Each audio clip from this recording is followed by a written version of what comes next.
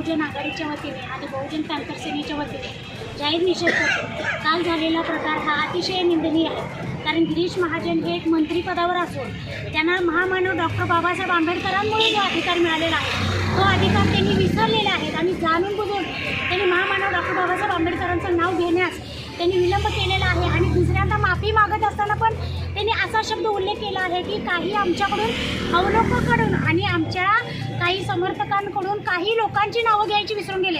यासाठी पण आम्ही त्यांचा जाहीर निषेध करतो, कारण दुसऱ्यांदा ज्यावेळेला माफी मागत होते त्यावेळेला पण जाणून बुजून काही लोकांची नावे घ्यायची हा शब्द वापरला। त्यामुळे आम्ही त्यांचा पण वंचित बहुजन आघाडीच्या वतीने जाहीर निषेध करतो आणि त्यांची तात्काळ हकालपट्टी करावी।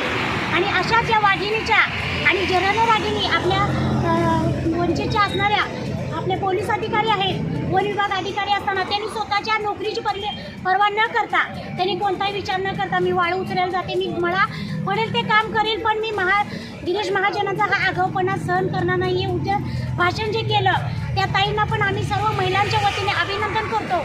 आणि वंचित बहुजन आघाडीच्या वतीने पुन्हा एकदा गिरीश महाजनची हकालपट्टी झाली पाहिजे आणि व्हायलाच पाहिजे यासाठी जाहीर निषेध व्यक्त करतो। आमचा जय जय।